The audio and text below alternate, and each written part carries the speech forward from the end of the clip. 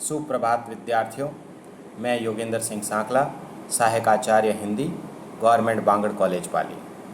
विद्यार्थियों, हमने पिछले वीडियो के अंतर्गत केकई अनुताप जो कि मैथिली शरण गुप्त बीए तृतीय वर्ष के विद्यार्थियों के पाठ्यक्रम के विषय में चर्चा की थी। आज हम इन मैथिली शरण गुप्त का जो केकई अनुताप है उसका हम व्याख्यात्मक अध्ययन करेंगे। तो उनकी व्याख्यात्मक अध्ययन करने से पहले मैं आपको इस घटना का क्रम बता देता हूँ कि किस कारण से मैथिली शरण गुप्त ने इस केकई के अनुताप को लिखा और इस घटना की प्रारंभिक शुरुआत कहाँ से होती है। तो हम देखते हैं कि जब प्रभु श्री राम को केकई के वचनानुसार महाराजा दशरथ द्वारा उन्हें वनवास दे दिया गया, तब राम, लक्ष्मण व सीता वन की ओर प्रस्थान कर जाते हैं और प्रस्थान करने के पश्चात वे चित्रकूट नामक स्थान पर वहाँ जाकर रहने लग जाते हैं। तो वहाँ पर उस चित्रकूट वन में जब महाराजा दशरथ की मृत्यु हो जाती है, तब भरत और समूचा अयोध्या जो है वह प्रभु श्री राम से मिलने के लिए जाते हैं और पश्चाताप करते हैं और उन्हें पुनः अयोध्या लौटने के आग्रह करने के उद्देश्य से वे वहाँ पर पहुँचते हैं। तब वहाँ पर सभी भरत, तीनों माताएं, कौशल्या, केकई व सुमित्रा सभी वहाँ पहुँच जाते हैं। तब जब प्रातःकाल होता है, तब एक सायंकाल की वहाँ पर सायंकाल के समय एक जो सभा का आयोजन किया जाता है, उस सारी सभा में अयोध्या से आए हुए सभी जो लोग हैं वो वहाँ पर उस सभा में विराजमान हो जाते हैं। वहाँ पर तीनों माताएं हैं, भरत भी हैं, शत्रुघ्न भी हैं, सभी उस सभा में उपस्थित होते हैं। तब वहाँ का जो वृतांत है उस वृतांत का यहाँ पर अध्ययन करेंगे। तो उसके अंतर्गत जो केकई जो थी उसके द्वारा किया गया जो कुकृत्य था और उसके पश्चात वह किस प्रकार से प्रलाप करती हैं, पश्चाताप करती हैं और वह अपने किए हुए कार्य के बारे में राम के प्रति क्या भावनाएं प्रकट करती हैं, उसका समूचा वर्णन हमें इसके अंतर्गत देखने को मिलेगा। तो हम शुरुआत करते हैं केकई अनुताप के अंतर्गत दोहे के द्वारा। तो हम देखते हैं प्रारंभिक रूप से, तदंतर बैठी सभा उठज के आगे, नीले वीतान के तले दीप बहु जागे, टकटकी लगाए नयन सुरों के थे वे, परिणामो उत्सुक उन भयातुरों के थे वे, उत्फुल करौंदी कुंज वायु रह रह कर, करती थी सबको पुलक पूर्ण मह मह कर, वह चंद्रलोक था वहाँ चांदनी वैसी, प्रभु बोले घिरा गंभीर नीर निधि जैसी, हे भरत भद्र अब कहो अभिषिप्त अपना, सब सजग हो गए भंग हुआ ज्यों सपना। अब हम इसका व्याख्यात्मक अध्ययन करते हैं। तब हम देखते हैं कि यहाँ पर जब अयोध्या से आए हुए सभी भरत, शत्रुघ्न और उनके साथ साथ जो मंत्रिमंडल के सभी जो सदस्य थे वो और तीनों माताएं वहाँ पर उपस्थित हो जाती हैं, तो सबसे पहले कवि वहाँ पर उस चित्रकूट की सुंदरता का उसका बखान करते हैं और जहाँ पर प्रभु श्री राम अपनी पत्नी सीता सहित और अपने भाई लक्ष्मण सहित कुटिया में बैठे थे, उस कुटिया के सामने ही उस सभा का आयोजन रखा गया था। तो उसी का यहाँ पर वृतांत प्रारंभ होता है।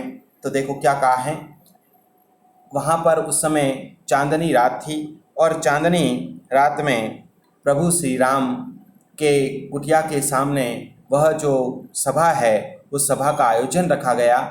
तो उसका यहाँ पर कवि ने बड़ा ही सुंदरता पूर्वक चित्रण किया है। देखो क्या कहा है, तदंतर बैठी, तदंतर यानी कि निरंतर लगातार सारी जो सभा बैठी थी, उटज के आगे, उटज का मतलब होता है कुटिया, कि प्रभु श्री राम ने जो कुटिया बना रखी थी उस कुटिया के सामने जो है वह सारी सभा विराजमान हो गई।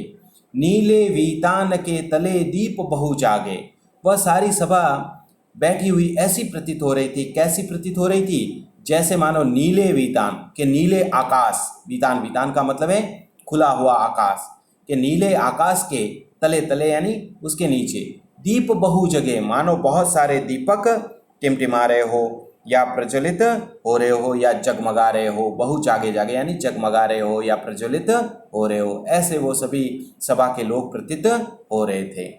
टकटकी लगाए नयन सुरों के थे वे, और ऐसा दिखाई दे रहा था कि टकटकी लगाए नयन सुरों के थे वे। कवि उस संभावना प्रकट करते हुए कह रहे हैं कि वे तारे मानो उस सभा के परिणाम को जानने के लिए उत्सुक थे, कि जो तारे थे नयन सुरों के, कि वे मानो जैसे देवताओं के क्या हो, नेत्र हो। किसके लिए कहा गया है? तारों के लिए, जो आकाश के अंतर्गत टिमटिमा रहे। टकटकी लगाए नयन सुरों के थे वे, या फिर वे ऐसे प्रतीत हो रहे हैं कि जैसे मानो देवताओं के क्या है, नेत्र हो। देवता अपने नेत्रों को खोल करके टकटकी लगाए हुए देख रहे थे। परिणामों उत्सुक उन भयातुरों के थे, कि उस सभा के परिणाम को जानने के लिए बहुत ही अधिक क्या थे? उत्सुक। परिणामों उत्सुक यानी कि परिणाम को जानने के लिए उत्सुक, ठीक है ना। फिर उसके बाद कहा गया है उन भयातुरों के थे, और भय से व्याकुल देवताओं के क्या थे? नेत्र थे। देवता इसलिए भय से व्याकुल हो रहे थे कि कहीं ऐसा नहीं कि प्रभु श्री राम उनकी बात को मान जाए और पुनः अयोध्या लौट जाए तो रावण का वध करना बहुत ही असंभव हो जाएगा। तो इसीलिए वे भय से व्याकुल भी हो रहे थे, देवताओं के नेत्र। उत्फुल्ल करौंदी कुंज वायु रह रह कर, और करौंदी के कुंज में वहाँ पर जो उपवन था वह किसका उपवन था? करौंदी के फूल का। उस करौंदी के फूल के उपवन से रह रह करके यानी बार बार, रह रह कर यानी बार बार, एक स्वच्छ वायु बह रही थी। क्या कर रही थी? स्वच्छ वायु बह रही। उत्फुल्ल करौंदी कुंज, कुंज कुंज यानी उपवन, वायु रह रह कर, कि उस वहाँ पर करौंदी के फूलों का एक उपवन था। उस उपवन से जो पवन है वह रह रह कर प्रवाहित हो रही थी, स्वच्छंद रूप से वायु बह रही थी। करती थी सबको पुलक पूर्ण महमह कर, और वह जो सुगंधित जो करौंदी के फूलों की जो वायु है वह महक महक कर सभी को क्या है? पुलकित कर रही थी, बहुत ही अधिक आनंद प्रदान कर रही थी। वह चंद्रलोक था वहाँ चांदनी वैसी, कि वहाँ पर चंद्रलोक जैसा प्रकाश व्याप्त था। वहाँ पर कैसा प्रकाश व्याप्त था? जैसे मानो चंद्रलोक में जैसा प्रकाश होता है वैसा ही चंद्रलोक जैसा वहाँ पर प्रकाश व्याप्त था। वहाँ कहाँ चांदनी वैसी, और जैसी शुभ चांदनी वहाँ पर दिखाई दे रही थी वैसी चांदनी कहीं पर भी दिखाई नहीं देती। फिर उसके पश्चात है कि प्रभु बोले घिरा गंभीर नीर निधि जैसी। फिर उसी समय वहाँ पर प्रभु कौन? प्रभु श्री राम उपस्थित हुए और बोले घिरा गंभीर, बहुत ही गहरी और पवित्र और गंभीर वाणी से वे बोलने लगे। बोले घिरा गंभीर नीर निधि, कि जैसे मानो बहुत ही गहरी नीर निधि और बड़े ही शांत पवित्र वातावरण में प्रभु श्री राम बड़ी ही गंभीर वाणी से बोलने लगे। क्या बोले? हे भरत भद्र, के हे भरत, हे श्रेष्ठ भरत, भद्र भद्र यानी भाई, कहो अभिषिप्त अपना, कि अब अभिषिप्त यानी अपनी मन की इच्छा या अपने मन में जो भी भाव है उन भावों को तुम उत्पन्न करो। तो इसलिए कहा हे भरत भद्र, अब के हे भरत भाई, अब क्या अब तुम कहो अभिषिप्त अपना, अभिषिप्त यानी मन चाहा, अपने मन में जो बात आज तुमने सोच रखी है उसको तुम कहो। सब सजग हो गए भंग हुआ ज्यों सपना, कि उस सभा के अंतर्गत जो भी लोग उपस्थित थे, चाहे अयोध्या से आए हुए लोग, चाहे वो तीनों रानियां और भरत, और जो आकाश में टिमटिमाते हुए तारों के रूप में जो देवता लोग थे, वो सभी जो है वो सजग यानी जागृत हो गए। भंग हुआ ज्यों सपना, जैसे मानो वो कोई मधुर स्वप्न देख रहे थे, प्रकृति का मधुर वातावरण और मधुर स्वप्न देख रहे थे, उस स्वप्न जैसे मानो टूट गया हो। इस प्रकार से सभी सचेत हो गए जैसे ही प्रभु श्री राम ने अपने इन वचनों से को प्रकट किया। तो इस प्रकार से हमने यहाँ तक इसकी व्याख्यात्मक अध्ययन किया। यदि हम इसके विशेष के बारे में बात करें तो विशेष के अंतर्गत हमारे सामने बहुत सारी बातें आएगी। सबसे पहली बात यदि हम बात करें तो यहाँ पर प्रकृति का अत्यंत ही मनोरम और सुंदर चित्रण प्रस्तुत किया गया है और प्राकृतिक परिवेश की छटा का चित्रण हमें यहाँ पर देखने को मिलता है। उसके साथ साथ यदि हम देखें तो अनुप्रास अलंकार का प्रयोग स्थान स्थान पर हमें देखने को मिलता है। जैसे हम यदि बात करें तदंतर में भी त त वर्ण बार बार उपस्थित हुआ है, ठीक है ना। और भी कहीं ऐसे शब्द हैं, जैसे हम बात कर सकते हैं करौंदी कुंज वायु रह रह कर, तो यहाँ पर भी क वर्ण की जैसे बार बार आवृत्ति हुई है तो अनुप्रास अलंकार का प्रयोग हुआ है।